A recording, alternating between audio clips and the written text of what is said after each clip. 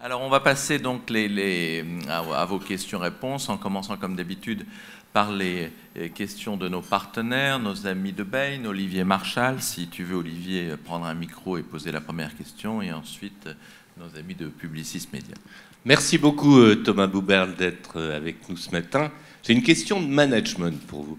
Vous avez dit tout à l'heure que vous souhaitiez renforcer la culture d'innovation, d'entrepreneuriat et d'agilité dans le groupe AXA.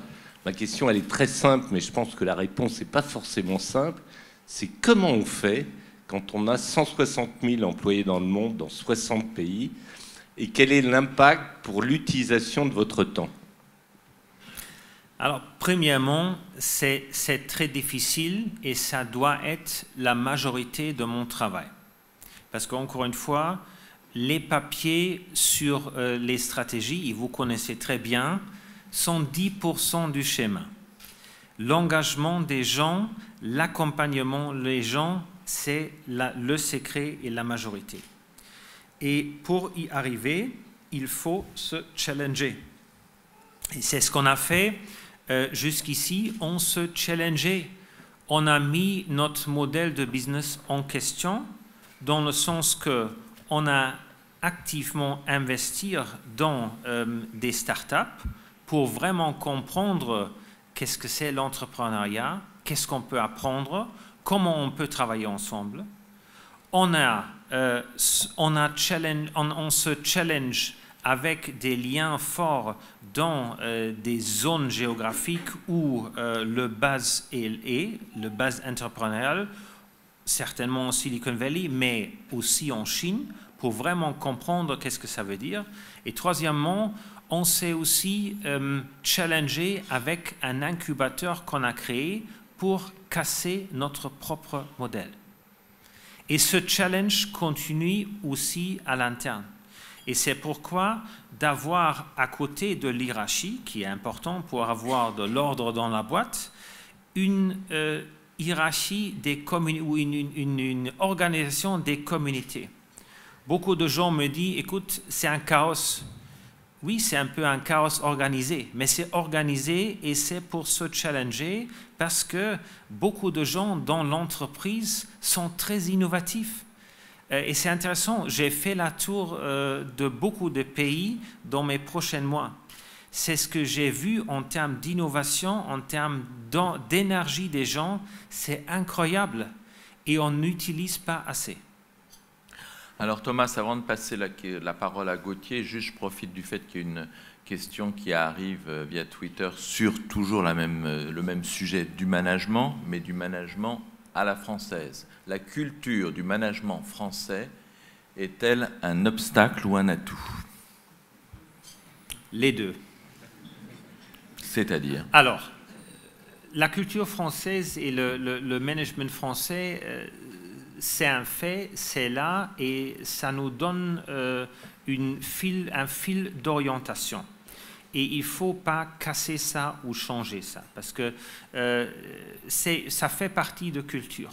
Et c'est pourquoi j'ai dit il faut créer les deux. Il faut à un moment donné avoir cette hiérarchie, profiter de l'hiérarchie, parce que cette hiérarchie a aussi des atouts très importants qui sont autour de l'exécution. Si on se dit l'engagement, l'accompagnement des gens, c'est le plus important, il faut avoir aussi une hiérarchie des gens qui exécutent. Et c'est là l'atout français, la culture française d'exécution, c'est très important et c'est un des atouts clés d'AXA qui a fait le succès. Mais en même temps, il faut créer un monde parallèle qui fait référence à des défis du monde moderne.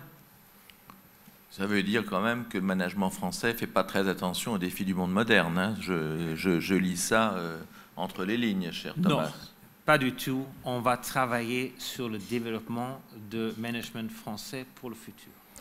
Gauthier.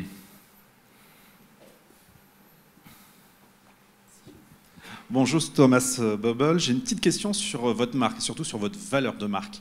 AXA est l'une des très rares marques dans le monde de la finance à être dans le très prestigieux top 100 d'Interbrand.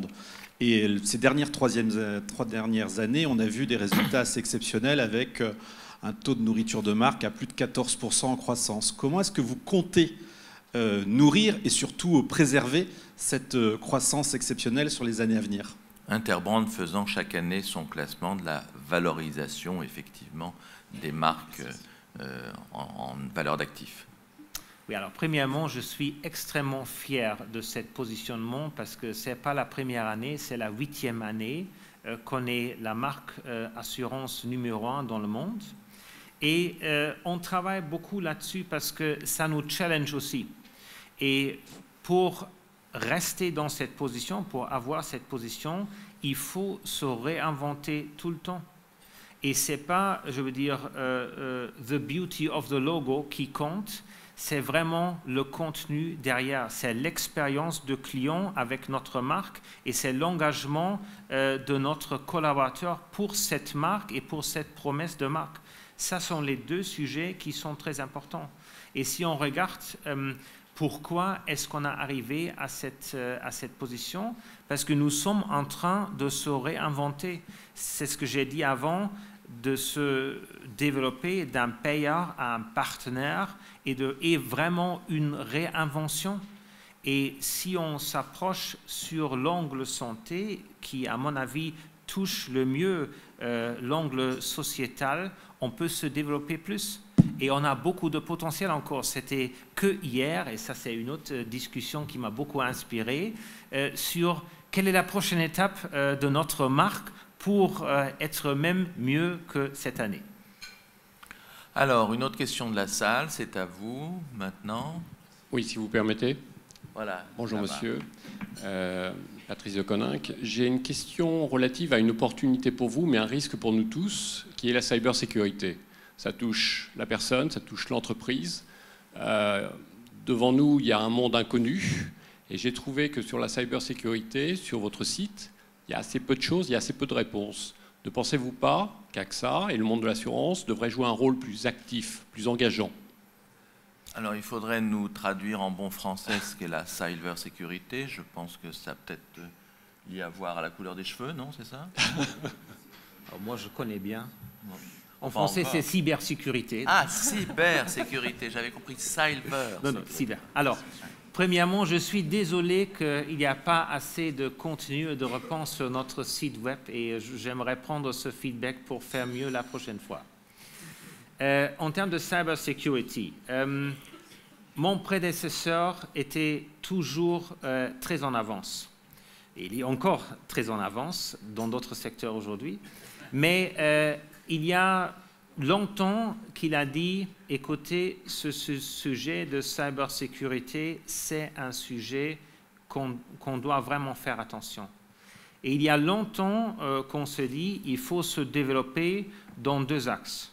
La première axe, c'est vraiment qu'est-ce qu'on peut faire nous-mêmes pour protéger nous et les données de nos clients contre ce terrorisme nouveau, terrorisme virtuel.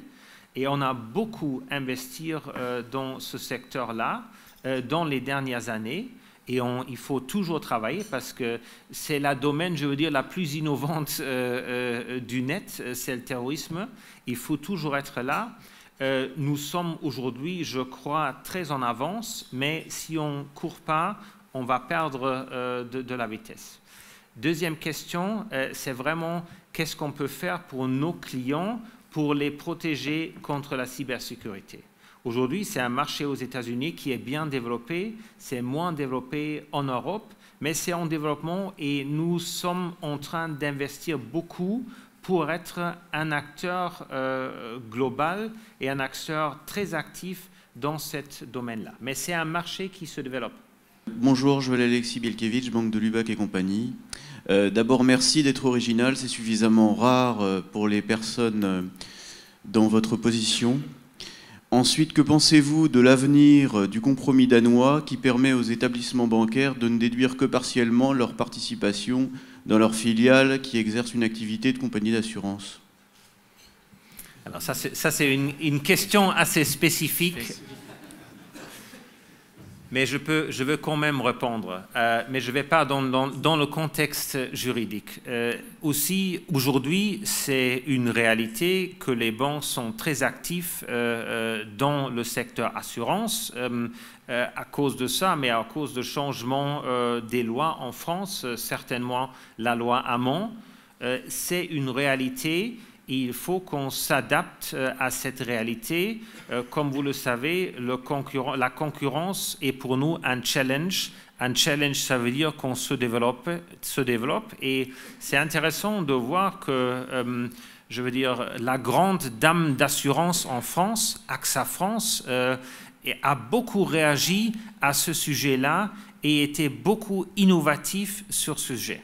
Alors oui, court terme, c'est dur. Moyen terme, c'est bien parce que ça bouge l'entreprise. Je profite du fait qu'on pose une question sur la réglementation pour lier à quelque chose qui s'est passé hier en France. C'est le fait qu'il y a maintenant la possibilité qui va être donnée à ce Haut Conseil de la stabilité financière de bloquer pendant un certain temps les retraits des épargnants en cas de situation exceptionnelle. Est-ce que vous trouvez que c'est une bonne chose pour la sécurité financière globale, ou est-ce que c'est une mauvaise chose par rapport à des clients qui peuvent partir, comme on en a vu quand même pas mal, notamment en direction du Luxembourg? Ça dépend de la situation. Si on est dans une situation de crise où je veux dire, la valeur de société de ces retraités est attaquée systématiquement, là, je trouve c'est un bon moyen. On est rarement dans ces situations de crise. L'autre côté est, aujourd'hui, la loi est vraiment aussi pour les situations non-crise. Et là, je trouve, c'est certainement un jugement sur la totalité de l'industrie. Si quelqu'un peut plus payer ou quelqu'un a un sujet de paiement, il ne faut pas adapter et projeter ça pour tout le marché, parce qu'aujourd'hui, c'est en réalité qu'on a des entreprises qui sont mieux positionnées que l'autre. Et j'aimerais, si je suis une des uns qui sont mieux positionnés, qui est le cas, j'aime bien jouer cet avantage concurrentiel et servir mes clients mieux que les autres. J'aime pas être, je veux dire, dit par l'État qu'est-ce que je peux payer ou pas.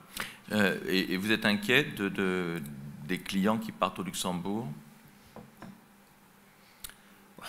Oui, c'est déjà une réalité. On voit que les gens partent à Luxembourg. La question est toujours, il faut se demander pourquoi on voit ces mouvements. Et ce n'est pas uniquement à cause de cela qu'on voit des mouvements, c'est à cause des faits qui sont plus larges à ça. La politique a toujours les moyens pour corriger ça, pour être vraiment au sein de ses sources. Et c'est à la politique, c'est au prochain président et ses collaborateurs d'y agir et de préventer que les moyens font part de la France. Une question là-bas. Guten Morgen, Herr Buberl. Ma question, c'est que je me suis levé ce matin pour prendre les Vélib pour arriver ici et j'avais mal à la gorge à cause de la pollution. Et j'avais une citation de Ban Ki-moon des United Nations dans ma tête qui dit « On est la première génération qui peut mettre fin à la pauvreté, mais on est la dernière génération qui peut mettre fin au changement climatique. » Et ma question, c'est que qu'est-ce que vous faites concrètement comme assureur pour que mes enfants puissent vivre peut-être sans avoir mal à la gorge? Et est-ce que c'est un grand sujet dans vos stratégies dans l'entreprise? Merci. Merci pour cette question et merci pour cette Guten Morgen en allemand. Je ne parle plus l'allemand à Paris, c'est bien de parler un peu. Ce changement climatique pour nous est très important parce que vous avez senti dans mon discours que je suis très attaché à la rôle de l'assurance dans la société. Aujourd'hui, on voit que c'est un vrai sujet et on voit aussi que nous avons des moyens pour vraiment agir. C'est pourquoi on a établi, il y a quelques ans, un stakeholder panel, qui est un panel des gens hors d'assurance qui nous challenge sur des sujets climatiques et autres. Et grâce à ce challenge, on travaille beaucoup plus dans ce domaine parce que ça touche notre secteur. Si vous pensez à l'assurance de dommages, les changements climatiques nous touchent beaucoup. Alors là, on travaille avec eux pour vraiment comprendre qu'est-ce que ça veut dire en termes des couvertures, en termes de services pour le futur, pour faire différemment. Mais de l'autre côté, nous sommes aussi un des investisseurs les plus grands dans le monde. Et on a aujourd'hui les moyens pour décider où on met les flux. Et c'est pourquoi on était les premiers de décider on ne met plus des flux dans des industries qui contribuent à ce problème. Alors pour terminer, parce qu'on a maintenant l'horloge qui arrive à 10h moins le quart, 2 ou 3 petites questions personnelles. J'évoquais tout à l'heure les 3 livres que vous avez faits. Le premier, c'était « Qui suis-je » Et Henri de Castries disait, effectivement, c'était un document très charpenté globalement, avec beaucoup d'éléments personnels. Quels sont les 2 ou 3 éléments personnels qui ont dû impressionner Henri de Castries dans votre document? Il faut lui demander.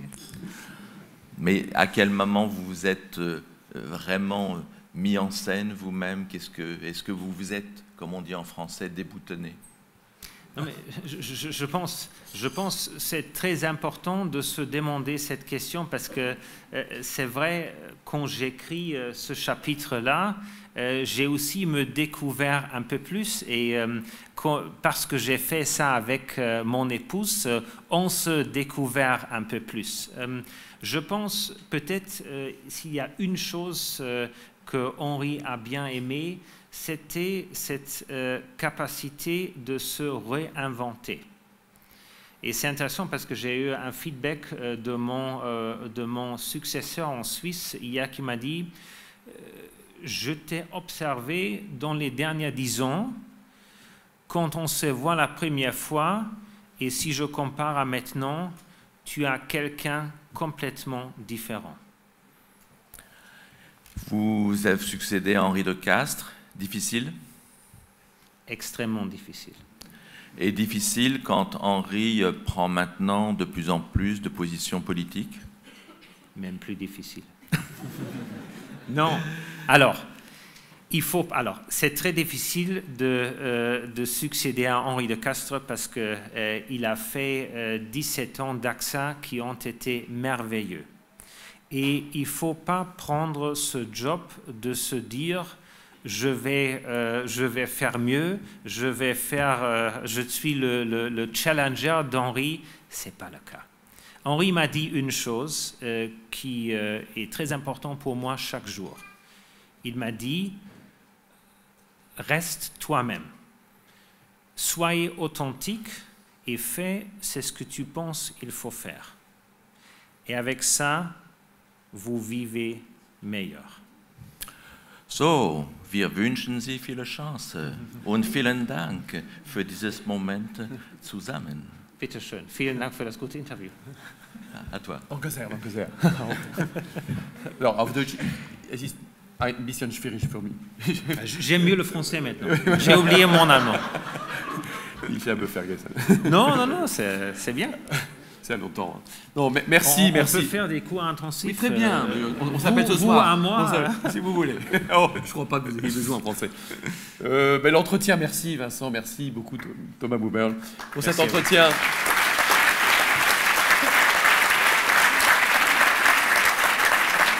Passionnant, instructif, qui clôt, je dirais, formidablement bien le cycle des matins chaussés 2016. Donc je rentre chez moi et je change la table de mon bureau. Merci Thomas. Oui.